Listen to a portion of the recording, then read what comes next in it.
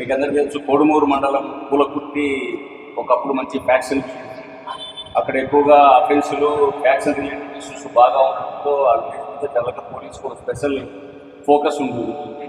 ఇప్పుడైతే ప్రస్తుతం అక్కడ డార్మెంట్గా ఉంది, అయినా కానీ మీ కేటగిరీ 4 కింద విలేజ్ మీద ఫోకస్ నడుస్తూనే ఉంది.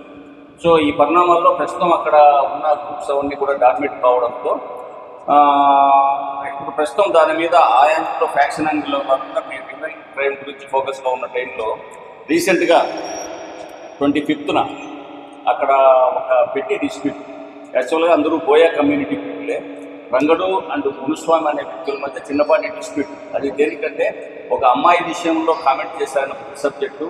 అంతకుముందు అక్కడ ఉరుసులో జరిగేటప్పుడు ఇతను మునుస్వామి అనే అతను దొంగతనం చేసేవాడని కామెంట్ చేసినాడనే ఉద్దేశంతో ఈ సురేష్ అనే వ్యక్తికి ఫోన్ చేసి అబ్యూజ్ చేయడము, సరే ఎక్కడ రమ్మంటారో రానని చెప్పేసి ఈ కామెంట్స్ విషయంలో తదుపరి ఈ బస్టాండ్ వద్ద 26వ తారీఖు 10 గంటలకు వాళ్ళు వీళ్ళు కనబడి కొట్టుకోవడం జరిగింది. ఆ కొట్టుకున్నప్పుడు వాళ్ళ దగ్గర కట్టెలు ఉండడం, తర్వాత రాజు వాడడం, తర్వాత గొడవలు కూడా తీసుకునేసి వాడడం.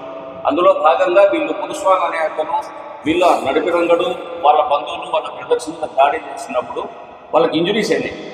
దాంట్లో రంగడికి ప్రధానంగా తల మీద ఒక ఇంజురీ, చేతికి జరగడము, తర్వాత ఇక్కడ రిప్స్ దగ్గర ఒక ఇంజురీ జరగడంతో అందరినీ హాస్పిటల్ పంపించడం జరిగింది. పోలీసులు రాగానే పోలీస్ ఇనిషియల్గా ఇద్దరి మీదను కూడా కౌంటర్ కేసు రిజిస్టర్ చేయడం జరిగింది.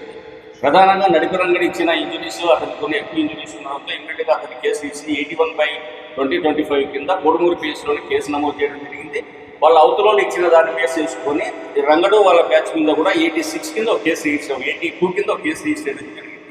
ఇది దర్యాప్తులో ఉన్నట్టుగానే 28 ఎర్లీ అవర్స్ నడిపి రంగడు ఒకసారిగా అతని ఇంట్లో ఉన్నప్పుడు విపరీతంగా బ్రీతింగ్ ప్రాబ్లము, తర్వాత స్వెట్టింగ్ రావడం, ఈ కారణాలతో విపరీతంగా సిక్ అయిపోతే వాళ్ళు షిఫ్ట్ చేసి హాస్పిటల్కి వచ్చే లోపల బ్లాడ్ డెడ్ కింద ఐడెంటిఫై కావడంతో పోలీస్ దృష్టిగా ఇన్ఫర్మేషన్ రాగానే ముందున్న కేసును ఇమీడియట్గా మర్డర్ కేసు కిందనే కన్వర్ట్ చేసింది. ఎందుకంటే ఆ విలేజ్కి సంబంధించిన ఇష్యూస్లో మిగతాటి కంటే కూడా చిన్నపాటి ఇన్సిడెంట్లు కూడా ప్రత్యేకంగా సీరియస్గా తీసుకోవడం జరుగుతుంది. కాబట్టి ఇమీడియట్గా ఆ కేసును మర్డర్ కేసు కింద కన్వర్ట్ చేస్తూ పోస్టుమార్టం చేయడం జరిగింది. ఇమీడియట్గా ఆ విలేజ్లో పికెట్ ఏర్పాటు చేయడం జరిగింది.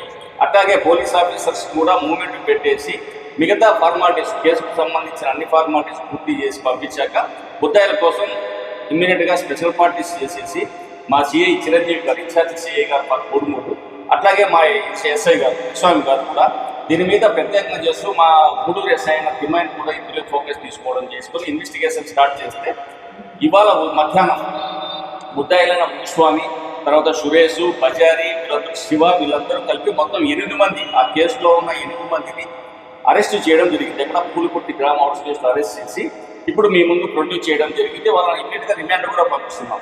అట్లానే ఆ రోజు ఇన్సిడెంట్ జరిగినప్పుడు అక్కడ ఉన్న సీసీ ఫుటేజ్లు, వీడియో కెమెరాలను ఐడెంటిఫై చేస్తే ఇంకా కొంతమంది కూడా ఈ అఫెన్స్లో పార్టిసిపేట్ చేసినట్టుగా బేసికల్గా మనకు ఐడెంటిఫై అయింది. సో వాళ్ళందరినీ కూడా పేరు మీద డీటెక్ట్ చేసుకుంటూ వీళ్ళతో ఏ విధంగా వాళ్ళకి ఏమి ఇంట్రెస్ట్ ఉంది, ఈ దీంట్లో పార్టిసిపేట్ చేయడానికి గల కారణాలు ఏంటని చెప్పేసి వెరిఫై చేస్తూ వాళ్ళ కోసం కూడా ఇంకా తదుపరి దర్యాప్తు కొనసాగించడం జరుగుతుంది. ఇంకో ముఖ్యమైన విషయం ఏంటంటే ఇందులో ఎవరికి చనిపోయాడు రంగడు అనేది, అతని మీద మనకి history sheet and rowdy sheet కూడా మన దగ్గర స్టేషన్లో ఉంది. కనుక ప్రత్యేకంగా ఈ రౌడీ షీటర్స్ మీద ఆల్రెడీ ఎస్పీకి విక్రాంత్ పాటిల్ సార్ ఆదేశాల మీద జిల్లాలోనూ మా సబ్ డివిజన్లో ప్రధానంగా రౌడీ షీటర్స్ అంత మీద వాచ్ పెట్టుకున్నాం. ప్రధానంగా వీళ్ళు ఎవరి మీద దాడి చేసి ఎక్కువ జరిపించకూడదని ఈ ప్రాసెస్లో ఇతని మీద జరిగిన దాంట్లో ఇతను చనిపోవడం జరిగింది. కనుక రౌడీ షీటర్స్ను మేము కౌన్సిలింగ్ టైంలో ప్రత్యేకంగా వాళ్ళని అరెస్ట్ చేయడము, అలాట్మెంట్ చేయడము, వాళ్ళ నుంచి ఎవరి మీద దాడులు జరగకుండా చూడడం అయితే ప్రస్తుతానికి జరుగుతోంది. ఈ పూలకుర్తి ప్రత్యేకంగా ఈ విలేజ్ పైన ఇప్పటి నుంచి కూడా ఆఫీసర్స్ అందరూ కూడా దాని మీద వేస్తూ ఈ పికెట్ ఒక మరికొంతకాలం కొనసాగించడం జరుగుతుంది. ఎందుకంటే ఆ విలేజ్లో సేమ్ కమ్యూనిటీ అయినా కూడా కాస్త ఫెరోసియస్గా ఇష్యూస్ కొన్నాళ్ళు ఉంటుంది కాబట్టి కుటుంబ సభ్యులకు ఇంకా దీని మీద ఆవేశం ఉండొచ్చు, భావోద్వేగాలు ఉండొచ్చు కాబట్టి కొనసాగించడం జరుగుతుంది. ఇవాళ వీళ్ళని రిమాండ్కి పంపించడము, ఇమ్మీడియట్గా ఈ కేసులో దర్యాప్తు అంతా పూర్తి చేసి ఎఫ్ఎస్ఎల్ రిపోర్ట్స్ తెప్పించుకోవాలి. తర్వాత డాక్టర్ గారు సీజ్ చేసిన విసరా ఇటువంటివన్నీ కూడా వెరిఫై చేసుకునేసి దాన్ని కంప్లీట్గా చేయడం జరుగుతుంది. ఈ అరెస్ట్లో ప్రధానంగా సిఐ గారు ఇనిషియేషన్ తీసుకొని ఎస్ఐ గారు, మా కోడుమూరు ఎస్ఐ స్వామి గారు, తర్వాత తిమ్మయ్యతో పాటు మా వాళ్ళ సిబ్బంది ఏఎస్ఐ 2302, హెచ్సీస్ 2749, 2794, 219, పీసీసీ 1850, 263, 2133 హెచ్ హోంగార్డ్స్ 127,891 కూడా పాల్గొనడం జరిగింది. సో ఎక్కువ లేట్ లేకుండా ముద్దాయిలు తెలుసు, మీకు అందరూ ముద్దాయిలు ఇమ్మీడియట్గా పరారు కావడం జరిగింది విలేజ్ నుంచి.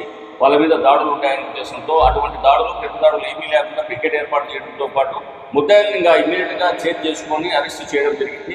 వెరిఫై చేస్తే వాళ్ళ మీద కూడా కొన్ని గాయాలు ఉంటాయి కనుక వాళ్ళ హాస్పిటల్ పంపించేసి ఆ ట్రీట్మెంట్ కూడా చూసుకొనేసి రిమాండ్ పంపించడం జరుగుతోంది.